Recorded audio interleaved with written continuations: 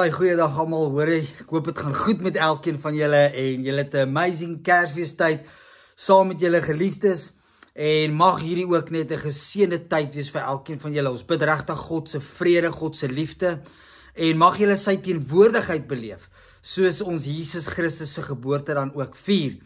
Nou ek wil vandag begin met my titel of my tema ook en dit sê hierso geen plek, maar presies die regte plek. En ons gaan 'n bietjie gesels vandag oor die krib en die stal waar Jesus gebore is en wat beteken dit vir jou en my ook dan vandag. Nou ek wil hê julle moet saam met my gaan na Lukas toe in Lukas 2 hoofstuk 2 vanaf vers 1 tot en met vers 7. En ons gaan 'n bietjie saam lees. So kom ons lees dit. Dit sê die geboorte van Jesus en dit gaan oor in daardie tyd het keiser Augustus 'n bevel uitgevaardig dat 'n volkstelling in die hele ryk gehou moes word. En hierdie eerste volkstelling het plaasgevind toe Cyrenius gouverneur was in die provinsie Syrië. En almal het gegaan om hulle te laat inskryf, elkeen na sy eie stad toe. En ook Josef het gegaan. Hy het van die dorp Nazaret in Galilea na Judea toe gegaan, na Bethlehem, die stad van Dawid, omdat hy tot die huis en geslag van Dawid behoort het. Maria, sy verloofde, was swanger, het saamgegaan om ingeskryf te word. Terwyl hulle daar was, het die tyd gekom dat haar kind gebore moes word. En sy het haar eersteling seun in die wêreld gebring en hom in doeke toegedraai en in die krib neergelê, omdat daar geen plek vir hulle was in die herberg nie. En so belangrik, vandag gaan ons 'n bietjie gesels oor die herberg, die stal en die krib. Nou ek het ook hier gesê dat dis belangrik dat ons sal besef dat hierdie was 'n ontwrigting. Hulle is op pad, hulle skryf hulle self in, Maria is swanger, sy voel swaar, sy's ontwrig, dis glad nie vir haar lekker nou op die pad nie, en hier kom hulle by die herberg, en die herberg sê vir hulle, sorry, daar's geen plek nie. En dan moet hulle na die stal toe gaan, en Jesus word gebore in 'n krib. Ek het hier gesê, hulle kom by 'n plek, waar daar geen ruimte vir hulle was nie.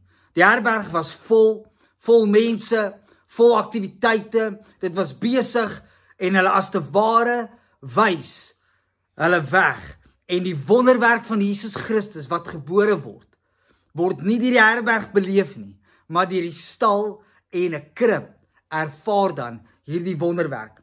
Ek het hier gesê, die vraag vandag is nie dat glo ek Jesus is gebore nie, maar eerder het hy vandag in my lewe plek. En dis belangrik, want baie van ons glo dat Jesus is gebore, baie van ons vier sy geboorte, maar eerder is die vraag vandag, hoe lyk ek en jy? Is ons soos daai herberg? Is ons lewens te vol aktiwiteite, te vol van programme, te vol vir Jesus om in te kom? Hoe lyk ons lewe? Gee ons ruimte vir hom of is ons lewens te besig? En ek dink as ons terugkyk na 2025 en reflekteer ook hierdie jaar, moet ons onsself die vraag afvra. Is ons soos daai herberg? Is ons op 'n plek waar ons sê, Here, weet jy wat, nie nou nie. Wag so bietjie, later. En so skuif ons Jesus die heeltyd uit, omdat ons lewens te vol is. Dis 'n belangrike vraag om te vra, want ons is op pad na 2026 toe. En so alhoewel hierdie 'n Kersfees boodskap is, kan dit nie net hier bly nie. Ons moet vir onsself kom afvra in 2026, hoe gaan ons lewens lyk? Gaan ons Jesus toelaat? Gaan ons hom ruimte gee in ons lewens? Of gaan ons weer 'n lewe hê waar ons te besig is, waar ons programme te vol is vir 'n koning, die koning van alle konings? En so het ek hier gesê, sommer net in 'n kort illustrasie, dis soos, jy maak 'n afspraak met iemand en jy ontmoet hulle by die restaurant, maar op pad soontoe of selfs terwyl jy daar wag, kom die oproep en hulle sê, weet jy wat, sorry man, ek kan nie die afspraak meer maak nie. Ek is net te besig. My program is net te vol. Die ander persoon is nie kwaad nie en hulle voel maar net, luister, die lewe is net te besig. Hulle kan nie by jou uitkom nie. Hoe laat dit jou voel, is my vraag vandag. Jy maak daai moeite, jy sit daai tyd in, en ek dink baie keer, dit is hoe ons dit ook moet sien met Jesus. Jy weet, soveel keer wag hy, dat ons hom innooi, ook hier by die herberg. Hy kom daar aan, alhoewel hy nog in Maria se maag was, en die koning van konings gaan gebore word. Maar tog kom die oproep, tog kom daai besluit om te sê, sorry, maar ons is net te vol. En dan beleef die herberg nie die wonderwerk nie, maar juist die plek wat vir Jesus ruimte gee. En dit is so belangrik dat ons gaan nog verder gesels in hierdie boodskap oor, as ons in 2026 die wonderwerk van Jesus Christus in ons lewens wil beleef, deurbrake wil hê, dan gaan ons om die ruimte moet gee wat hy behoort te kry. Ek het hier gesê, ons is net soms te besig vir God. God kom nie waar dit vol is nie, maar hy kom waar daar ruimte is. Die herberg was te besig, soos ek nou gesê het, maar geen ruimte vir God se grootste wonder nie. En dit is belangrik, dat ons gaan besef dat, alhoewel ons aktiwiteite het, alhoewel ons programme vol is dit belangrik dat ons gaan God die ruimte moet gee vir hom om in te kom. Want wanneer hy uitgenooi word, soos by die bruilof, as julle dit gaan lees in Johannes, dan was hy daar om die wonderwerk te doen. Baie van ons korte wonderwerk, baie van ons soek 'n deurbraak. Maar as ons Jesus nie die ruimte gaan gee nie en nie gaan innooi nie, dan gaan ons nie ontvang wat hy wil gee nie. As ons konstant soos die herberg gaan sê, weet jy wat, Jesus, ons is te vol, ons is te besig, dan gaan ons moet verstaan dat wanneer ons 'n deurbraak nodig het, wanneer ons 'n regte omkeer nodig het in dit waardeur ons gaan, dat ons gaan moet besef, hy moet deel wees. Anders dan gaan ons nie ontvang wat hy wil gee nie. En so, baie keer is ons lewens vol. En ek het hier gesê ook, waarmee is ons lewens baie keer vol? Dit is vol met programme, werk, druk van die werk of familie, en selfs met godsdiens. Baie keer is ons lewe ook so besig met tradisionele goed, ons is betrokke by die kerk se uitreike, ons is betrokke om te dien in die kerk, ons is al hierdie goed is ons mee besig, dan is dit nog ons eie familie, ons werk ensovoorts, maar waar kom ons reg op die plek waar ons sê, Jesus, nou is dit net ek en jy, nou is dit tyd met u, en so wil ek jou kom bemoedig in hierdie Kerstyd, om regtig te fokus op Jesus Christus. Vir baie van julle wat op verlof is, vir van julle wat bietjie af het, fokus op hom in hierdie tyd. Maak stilte tyd met hom, sonder julleself af in sy teenwoordigheid. Dit is so belangrik. Nommer 2 het ek hier gesê, die krib wys vir ons hoe God soms werk. Die krib is ook 'n plek van afhanklikheid. So, God kom en Jesus word gebore in 'n stal, in 'n krib, 'n plek wat nie aansien het nie. 'n Plek wat nie status het nie. Dis eintlik 'n bietjie van 'n vernederende plek om gebore te word, en Jesus word gebore om te wys dat groot dinge begin nie altyd groot nie. Jesus wat die koning van konings is, kom en hy word gebore in 'n stal en in 'n krib. Hy begin by die laagste, hy begin by die mees nederigste, hy begin by 'n plek wat geen beheer kan uitoefen nie, geen status het nie, geen aansien het nie, maar tog is dit waar hy begin. En dan sien ons ook later, dat hierdie koning is die verlosser van die wêreld. Maar het begin by 'n krib. Ek het hier gesê, Jesus begin dalk swak, hy begin selfs kwesbaar, afhanklik, maar dan sien ons later, hoe sy bediening en dit wat hy kom doen het, soveel bevryding kom bring.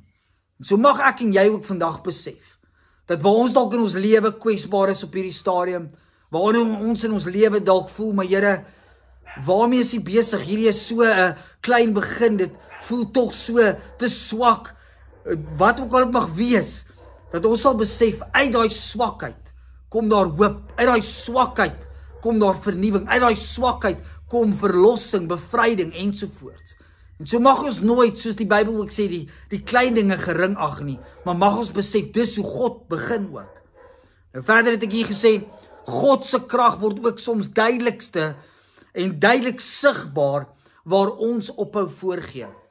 En jy sien, baie van hierdie herberg, alhoewel hy vol was, kon dit ook 'n plek van status dalk gewees het, 'n plek van beheer, 'n plek van voorgee.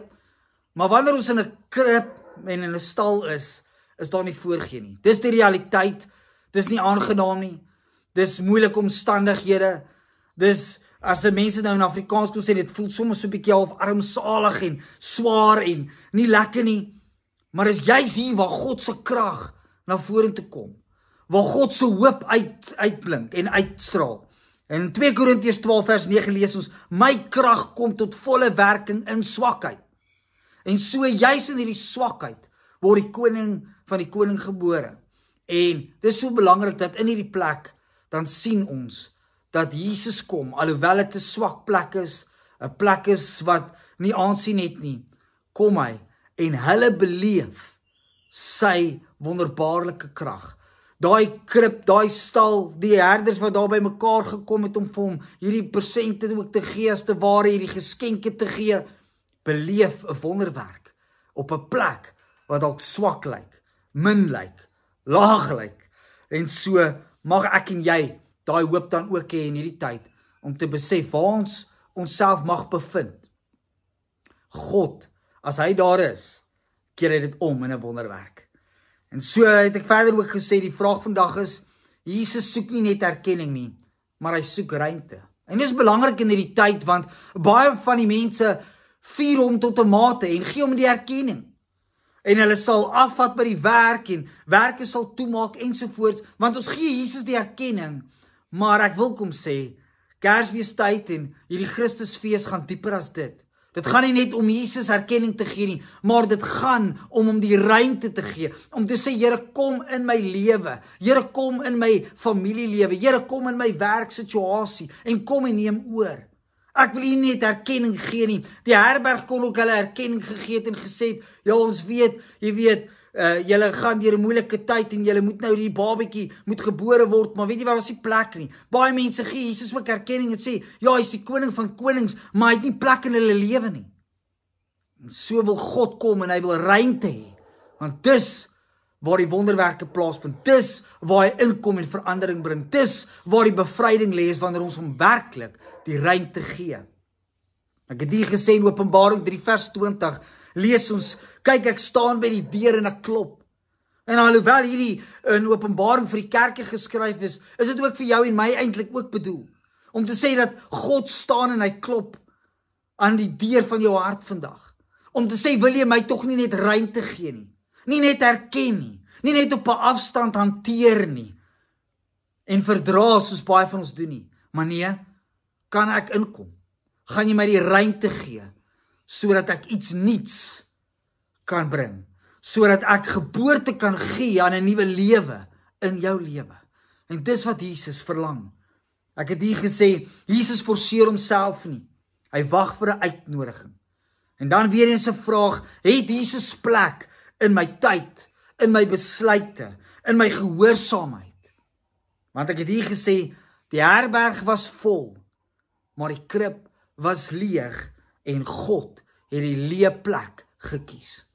En so vandag kan jou lewe dalk leeg lyk, jou lewe kan dalk geen aansien hê nie, geen status hê nie. Ek het hier gesê, jou lewe kan dalk selfs die mekaar en onvolmaak lyk, maar dis juis hier waar Jesus wil inkom. Dis juis hier waar hy wil hê dat jy hom moet uitnooi, sodat hy kan verandering bring, sodat hy kom nuut maak, sodat hy jou lewe kan volmaak. Soos daai krib en daai stal wat maar ook leeg was, die grootste wonderwerk beleef het, kan ek en jy hom beleef, wanneer ons hom toelaat. Al is ons leeg, al voel ons is nie waardig nie. Dis juist daar waar God wil kom verander. Dis juist daar waar hy wil inkom. Ek sluit af om te sê, God soek nie 'n vol lewe nie, maar hy soek 'n oop een, 'n lewe wat vir hom sal ruimte gee. En so mag elkeen van julle in hierdie Kersfeesseisoen en Kerstyd ook besef dat God soek ruimte. Hy soek nie net erkenning nie, hy soek nie 'n vol besige lewe nie, maar wat hy soek is 'n uitnodiging. En so mag jy hom uitnooi na die tyd, in jou werksituasie wanneer die nuwe jaar begin, in jou familie, in jou huwelik, in jou kinders, in jou besluite, waar ook al jy beweeg, mag jy hom uitnooi om te sê, Jesus Christus, ek wil u nie net erkenning gee nie, maar ek wil u ruimte gee, en ek wil u uitnooi om in te kom. So ek gaan saam met julle afsluit en bid, en mag julle 'n geseënde tyd verder hê. Mag julle hom werklik uitnooi en ruimte gee in julle lewe. So Vader, dankie dat ons vir elkeen kan bid wat na hierdie boodskap luister vandag. Vader, alhoewel ons geskenke dalk uitgedeel het en saam met familie en geliefdes tyd spandeer het, Bid ek Here dat die grootste geskenk is Jesus Christus, U wat gekom het vir ons, wat vir ons verlossing kom bring het. Here, ek kom bid dat ons U nie net sal erken in hierdie tyd nie, maar dat ons U die ruimte sal gee om in te kom. Die ruimte sal gee om verandering te bring. Die ruimte sal gee om bevryding te bring. En Vader, ek kom bid dit vir elkeen vandag. Here, mag hierdie boodskap ook nie net 'n boodskap wees vir vandag of môre of hierdie week nie, maar mag dit iets wees waar ons U deel maak van ons lewe in 2026.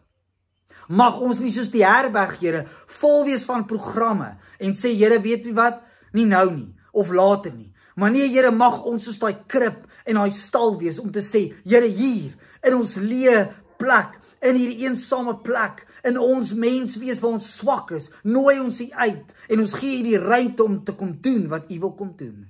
En Here, dan sal ons die deurbrake sien, dan sal ons wonderwerke beleef en ervaar, want die konings van alle konings is hier. En Here, ons kom bid dit vandag vir elkeen wat hierdie boodskap hoor. Mag hulle uitnooi in hulle harte. Mag hulle kom sê, Jesus Christus, ek het U vir lank genoeg net erkenning gegee, maar vandag wil ek U ruimte kom gee om in te kom in my lewe. En Here, mag U hulle aanraak, mag U kom nuut maak, en mag U hulle seën met U vrede en U guns in die naam van Jesus Christus bid ons dit. Amen. Mag julle geseënde Kersfeestyd en Christusfees verder hê, saam met julle geliefdes. Blessings vir elkeen van julle.